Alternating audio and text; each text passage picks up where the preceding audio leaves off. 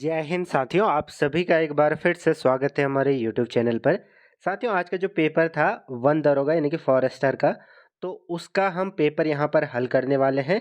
ठीक है, डिटेल से हम यहाँ पर हल करेंगे। तो अगर आपने ये पेपर दिया है तो अपने आंसर भी मिला सकते हैं, बाकी और लोग भी देख सकते हैं कि किस लेवल का या कैसे क्वेश्चंस पूछे जाते हैं। अभी फ्यूचर में जो लैब असिस्टेंट का पेपर भी आना बाकी है, तो जहाँ पर भी ये साइंस के इस प्रकार के क्वेश्चंस आएंगे, तो लगभग इसी वे में यहाँ पर आपका जो है प्रश्न पत्र तैयार होगा। एनसीईआरटी बेस्ड ज़्यादातर पूछता है आयोग। ठीक है, तो चलिए शुरू करते हैं। इसमें दोनों लैंग्वेजेस में ये क्वेश्चंस दिए गए हैं। ठीक है, तो पहला क्वेश्चन है हमारा, for which of the following graphs the average velocity can have zero value for a certain time interval. X and T represent displacement and time respectively. तो एक्स और जो टी है वो क्या क्या रिप्रेजेंट कर रहे हैं। एक्स आपका हो रहा है डिस्प्लेसमेंट को, और जो टी है वो आपका टाइम रिप्रेजेंट कर रहे हैं। अब यहाँ पर पूछा गया है कि किस में जो औसत वेग है वो शून्य हो सकता है। अब देखिए, शून्य तभी हो सकता है जब वो एक बार बड़ा हो फिर घटा हो। तो यहाँ पर कौन सा दिख रहा है आपको? ऑप्शन बी दिख रहा होगा, क्योंकि इसमें देखिए बढ़ ही रहा है और किसी में घट ही रहा है। तो उसमें जिसमें बढ़ा भी हो घटा भी हो, उसमें क्या है कि औसत क्या है, जीरो हो सकता है। ठीक है, तो ऑप्शन 20 का सही उत्तर हो जाएगा। नेक्स्ट क्वेश्चन है हमारा, which one of the following material can not be use to make a lens. कौन सा जो है लेंस बनाने के लिए यूज में नहीं लाया जा सकता? तो सॉइल हो जाएगा, क्योंकि वाटर, ग्लास एंड प्लास्टिक इनसे बनाया जा सकता है। ठीक है, तो बढ़ते हैं अगले प्रश्न की तरफ। नेक्स्ट क्वेश्चन है हमारा, how can three resistors of resistances 2, 3 and 6 respectively, ये ओम है, तो टोटल रेजिस्टेंस 4 दे सकते हैं। यानी कि इन तीनों को हमें इस वे में जो है लगाना है कि जो उसका टोटल आए वो आउटकम 4 ओम आए। ठीक है, तो ऑप्शंस के हिसाब से अगर आप यहाँ पर देखें, 3 ओम और 6 ओम को अगर हम पैरेलल लगाएं, ठीक है, पैरेलल में कुछ इस प्रकार से लगेगा। ठीक है, ये 3, ये 6, अगर इन दोनों को 3 और 6 को पैरेलल में लगाएं, उसके बाद 2 को, तो इन दोनों का योग आएगा आपका 2, और ये 2 ओम। तो पहला ऑप्शन ही यहाँ पर सही उत्तर हो जाएगा। ठीक है, नेक्स्ट क्वेश्चन हमारा, और जिन्होंने भी वो 4 ओम का पहला कर रखा है वो सही हो जाएगा। Right, next question, the velocity time graph of a particle is shown in figure, the distance travelled by a particle in 10 second will be. तो यहाँ में हमें डिस्टेंस ज्ञात करनी है, यहाँ 0 से 10 तक, यानी कि 10 सेकेंड के बीच में जो हमने डिस्टेंस ट्रेवल की उसको हमें यहाँ पर ज्ञात करना है। आपने एक इक्वेशन पढ़ी होगी, S is equal to u t plus half a t square, इससे भी आप इसको हल कर सकते हैं। वैसे इसका आंसर क्या है? 65। कैसे? देखिए, अगर हम सबसे पहले एक्सेलरेशन निकाल लेंगे, उसके बाद इस इक्वेशन में रख के भी कर सकते हैं। बाकी यहाँ पर आप देख सकते हैं ये एक ट्रायंगल बन रहा है। ठीक है, अगर आप इसका एरिया निकालेंगे तो भी आपका जो है डिस्टेंस निकल जाएगा। ये कुछ इस प्रकार से आपका डिस्टेंस निकल जाएगा। ठीक है, 10 इंटू 13 जो कि हो जाएगा आपका 5, यानी कि 53 65। 65 is your right answer. Next question है हमारा, the resistance of domestic electric bulb marked 100 watt two 20 voltage is. तो हमें ये ज्ञात करना है। हमें इसके लिए आपको एक रिलेशन पता होना चाहिए, जो कि आपका होता है पावर और इन चीज़ों में। ठीक है, तो वो रिलेशन क्या है? वो है आपका, ठीक है, इस फॉर्मूले में अगर आप रखेंगे तो ये आपका सही उत्तर हो जाएगा। इनकी power is to V square upon R. अगर हम आर को इस साइड ले जाएं, पी को इस साइड, अगर इसको सॉल्व करेंगे तो आर इज टू हो जाएगा हमारा वी स्क्वायर, यानी कि वोल्टेज, अपॉन में आ जाएगा हमारा पावर। तो यहाँ पर अगर देखें, 220 का स्क्वायर अपॉन 100, इसको हल करेंगे तो आपका 484, ऑप्शन बी आ जाएगा। नेक्स्ट क्वेश्चन है हमारा, the SI unit of electric charge is coulomb which is equivalent to charge contained in which is nearly. तो ये नियरली कितना हो जाएगा? ऑप्शन सी इसका राइट आंसर हो जाएगा 6 इंटू 10⁻18 इलेक्ट्रॉन्स। नेक्स्ट क्वेश्चन है हमारा, an electric cattle consumes 1 kilowatt of electric power when operated to 20 voltage. A fuse wire of what rating must be। यहाँ पर जो फ्यूज वायर है उसके बारे में यहाँ पर पूछा गया है कि उसकी रेटिंग क्या होनी चाहिए, यहाँ पर ये पूछा गया है। तो अगर आप उस रिलेशन को यूज करेंगे जो इन फॉर्मूला से यहाँ पर बन रहा है, तो इसको आप आसानी से सॉल्व कर सकते हैं। इसका आंसर आ जाएगा ऑप्शन बी। ठीक है, 4.5। बढ़ते हैं नेक्स्ट क्वेश्चन की तरफ। यहाँ पर इको से रिलेटेड एक क्वेश्चन है। An echo is heard in 4 seconds, what is the distance of reflecting surface from source. Speed यहाँ पर साउंड की दी गई है 342।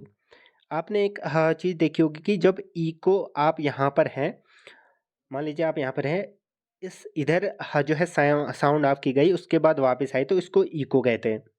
तो ये 2 टाइम्स होती है, और यहाँ पर simple S is equals to distance upon time वाला फॉर्मूला लगा के आप पहले डिस्टेंस निकालेंगे, जो कि आपका 342 इंटू आपका यहाँ पर जो 4 सेकेंड दिया गया है, उसके बाद जो आएगा आप उसको हाफ कर देंगे, तो आपका आंसर आ जाएगा, जो कि है ऑप्शन डी।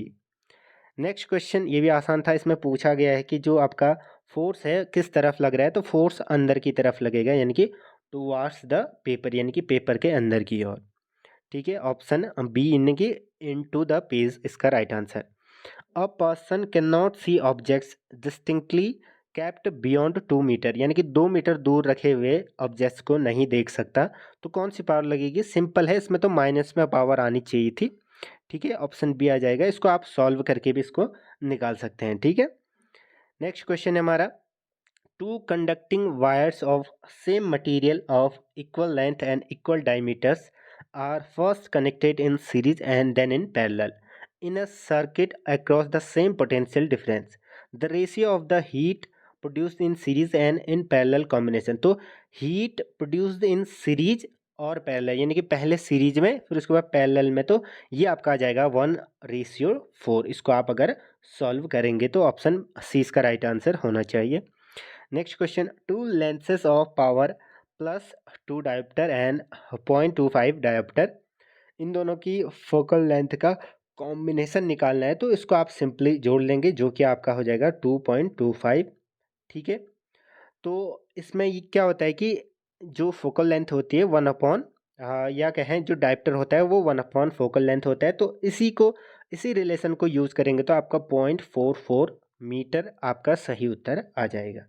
ठीक है, नेक्स्ट क्वेश्चन है हमारा। A boy of mass 50 kg runs up a staircase of 50 steps in 10 seconds.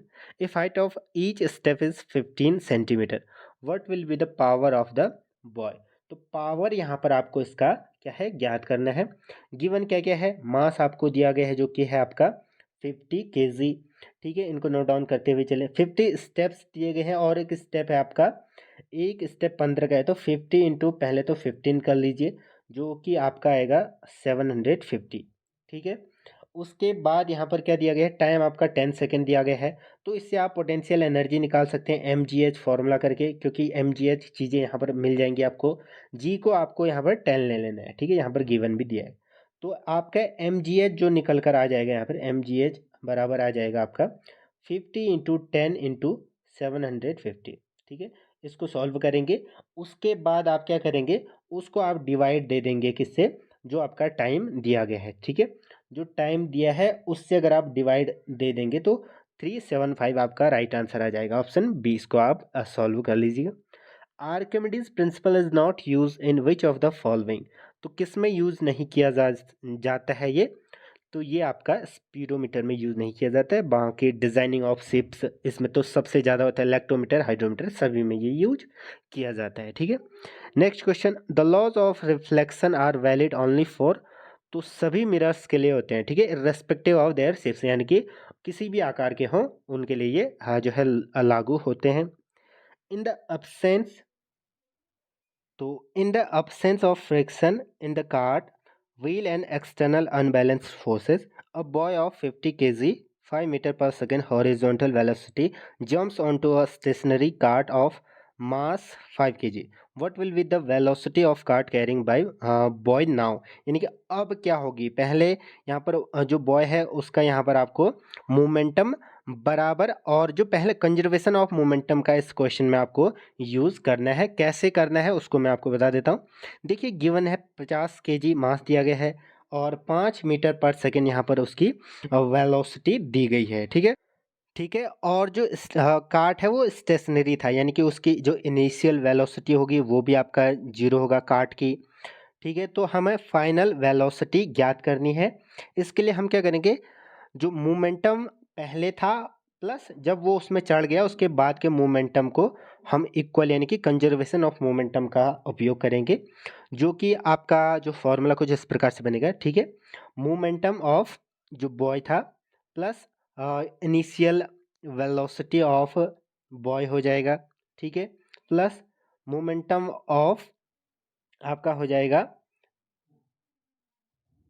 Sorry, जो मास, यानी कि हम मोमेंटम की तो बात कर ही रहे हैं, ये मास है जो एम यहाँ पर आपको डिनोट कर रहा है। ठीक है, तो मास पहले क्या था और उसके बाद क्या रहेगा, तो उसके बाद जो उसकी इनिशियल वेलोसिटी थी ये बराबर होगा किसके, मास जो फाइनल, और उसके बाद जो फाइनल वेलोसिटी होगी यानी कि बॉय प्लस कार्ट की मास और जो फाइनल वेलोसिटी होगी। तो हमको इस इक्वेशन को सॉल्व करना है, जो कि आपका कुछ इस प्रकार से यहाँ पर हो जाएगा। ठीक है, 50 प्लस 5v। मैंने जो इनिशियल वेलोसिटी थी वो यहाँ पर इसलिए नहीं लिखी क्योंकि वो अगर इनिशियल जीरो था तो उसको गुणा करेंगे तो वो जीरो ही आ रहा था, तो मैंने सिंपली यहाँ पर इसको लिख दिया। इसको अगर आप सॉल्व करेंगे तो आपका उत्तर आ जाएगा, जो कि है आपका 4.5 मीटर पर सेकेंड। ठीक है, ठीक है, हल करके इसको देख लीजिएगा। Next question, to convert AC generator into DC, तो क्या है, चार चीजें दी गई है। Slip rings and brushes must be used, slip ring type commutator must be used. तो ऑप्शन 20 का राइट आंसर यहाँ पर हो जाएगा। ठीक है, 17वें का हो जाएगा क्या, ऑप्शन बी। नेक्स्ट क्वेश्चन, बढ़ते हैं अगले प्रश्न की तरफ। The acceleration due to gravity near the surface of Earth is g. If both mass and radius of Earth reduced to half of their original value, the acceleration due to gravity, जो इनके बीच में relation होता है उसमें आप क्या करेंगे, जो चीज़ें दी गई हैं। ठीक है, पहले तो क्या कहा गया है कि जो मास और रेडियस अर्थ है वो आधी कर दी गई है, यानी कि मास पहले m था तो अब m/2 हो जाएगा, और जो रेडियस थी वो भी यहाँ पर हाफ कर दी गई है। अगर इसको आप समीकरण में रखेंगे तो आपका उत्तर आ जाएगा, जो कि हो जाएगा ऑप्शन बी, 2g इसका राइट आंसर होना चाहिए रिलेशन में। Next question, an object is placed between centre of curvature and focus of concave mirror, which property is false, the image formed. तो इन्फिनिटी इसका सही उत्तर हो जाएगा। क्यों, कौन सा गलत है ये पूछा है, क्योंकि रियल इन्वर्टेड और एनलार्ज तो ये बनेगी ही, वैसे कहाँ पर बनेगी, बियॉन्ड कर्वेचर यहाँ पर आपकी इमेज बनेगी, जो कि इन्फिनिटी यहाँ पर दिया गया था, ये गलत हो जाएगा। ठीक है, तो 20वें का क्या हो जाएगा, ऑप्शन सी। नेक्स्ट क्वेश्चन, यहाँ पर दिया गया है कि two resistors of resistance 2 ohm and 4 ohm when connected to a battery will have, तो क्या होगा, same current flowing through them when connected in series, ये या फिर सेम, तो करंट ऑप्शन 20 का राइट आंसर होना चाहिए, क्योंकि सीरीज में होने पर सेम करंट वहाँ पर फ्लो करेगा। ठीक है, तो सेम करंट यहाँ पर ऑप्शन बी राइट आंसर हो जाएगा। नेक्स्ट क्वेश्चन है हमारा, the power of a crane which lifts a mass of 50 kg to a height of 20 metre in 20 seconds, जो जी है 9.8 मीटर पर सेकेंड यहाँ पर दिया गया है। तो हमें ये क्या करना है, यहाँ पर ज्ञात करना है। गिवन है आपका मास 50 kg, मास क्या है 50 kg दिया गया है, हाइट आपका 20 मीटर दिया गया है, टाइम आपका दिया गया है 20 सेकेंड। तो आपने एक फॉर्मूला पढ़ा होगा, power is equals to work upon time. ठीक है, तो वर्क निकाल लेंगे कैसे, एम जी एच का यूज करके, और एम जी एच में हमें जी जो gravitation acceleration due to gravity लेनी है वो 9.8 लेना है। तो 9.8 इंटू मास आपका 50 इंटू एच हाइट 20, इसको सॉल्व करेंगे हम अगर, तो ये अगर हम सॉल्व करेंगे ये हमारा अप्रॉक्स आ जाएगा 5 टू 10, तो ये 980, तो ये कुछ इस प्रकार से आ जाएगा। उसके बाद हमें क्या करना है, उसको अपॉन टाइम यानी कि वर्क अपॉन टाइम फॉर्मूला था उसमें हम अपॉन टाइम कर देंगे, तो हमारा हो जाएगा, टाइम कितना था यहाँ पर, टाइम आपका दिया गया है 20 सेकेंड्स, या कितने दिए गए हैं, एक सेकेंड। हाँ हाँ सही है, तो हमारा जो ये आया इसमें हमें 20 कर देंगे। उसके बाद हम यहाँ पर इसको अगर हम देखें दो अच्छों को 8, तो 490 अप्रॉक्स हमारा आंसर आ गया। और यहाँ पर 10 joule work done is equal to, तो ये 10 न्यूटन पर मीटर होता है, यानी कि न्यूटन मीटर, सॉरी, ऑप्शन 20 का राइट आंसर होना चाहिए। ठीक है। During the formation of primary rainbow, जो पहला रेनबो बनता है उसमें लाइट रे अंडरगोज, तो कौन कौन से स्टेप्स यहाँ पर फॉलो होते हैं ये पूछा गया है। तो यहाँ पर आप देख सकते हैं कौन कौन से स्टेप्स जो हैं फॉलो होते हैं। सबसे पहले क्या होगा, रिफ्रैक्शन होगा, उसके बाद इंटरनल रिफ्लेक्शन, फिर रिफ्रैक्शन। तो ऑप्शन 25 का हो जाएगा ए। ठीक है, ए इसका सही उत्तर हो जाएगा। नेक्स्ट बढ़ते हैं हम अगले प्रश्न की तरफ। अगला है हमारा, When light ray enter the eye, most of the reflection occurs at, कहाँ पर अकर होता है, ये होता है आपका आउटर सरफेस ऑफ कॉर्निया पर। नेक्स्ट क्वेश्चन यहाँ पर आप देख सकते हैं, which of the following is not an application of ultrasound waves. ठीक है, तो इसके क्या क्या जो है यूज होते हैं। तो यहाँ पर आप देख सकते हैं इकोकार्डियोग्राफी में तो होते ही हैं, to detect defects in metal blocks, ठीक है, बी और सी होते हैं। ठीक है, तो इसका वैसे राइट आंसर होना चाहिए क्लीन इलेक्ट्रॉनिक कंपोनेंट्स। देखिए इसमें आपको बी और सी तो श्योर है, लेकिन एक्स रेज और जो हमारा अल्ट्रासाउंड वेव्स होते हैं दोनों का कार्य लगभग सिमिलर होता है। जैसे एक्स रेज में हम हड्डियों और जो ऑर्गन्स हैं हार्ट, उनका हम वहाँ पर जांच करते हैं, तो वैसे ही सिमिलर वे में अल्ट्रासाउंड में हमें जो ऑर्गन्स होते हैं उनकी डिटेलिंग पता चलती है। और जो अल्ट्रासाउंड वेव होता है वो क्लीनिंग कंपोनेंट के तौर पर भी कार्य होता है। ठीक है, तो इसका ध्यान रखना है यहाँ पर। नेक्स्ट है हमारा, a generator converts mechanical energy into electrical energy, it works on the principle of EMI, यानी कि इलेक्ट्रोमैग्नेटिक इंडक्शन पर ये कार्य करती है। ठीक है। नेक्स्ट क्वेश्चन है, in the given curve half wavelength is, half wavelength पूछा गया है, तो पूरी वेवलेंथ क्या होती है, the distance between two crusts और टू ट्रफ, यानी कि या तो दो क्रस्ट के बीच। अब देखिए इसको अगर मैं आगे बनाऊं, ठीक है, ये इस प्रकार से बनता, तो क्रस्ट ये हो गया, ट्रफ ये हो गया, तो दो क्रस्ट यानी कि या तो क्रस्ट या ट्रफ, तो इस प्रकार से ये टोटल क्या होती है, वेवलेंथ होती है। यानी कि इसकी वेवलेंथ यहाँ से लेकर होती यहाँ तक, तो इसका जो आधा होगा वो होगा बी और डी, तो बी डी इसका राइट आंसर हो जाएगा, जो कि है आपका ऑप्शन बी। ठीक है, इसका ध्यान रखिएगा।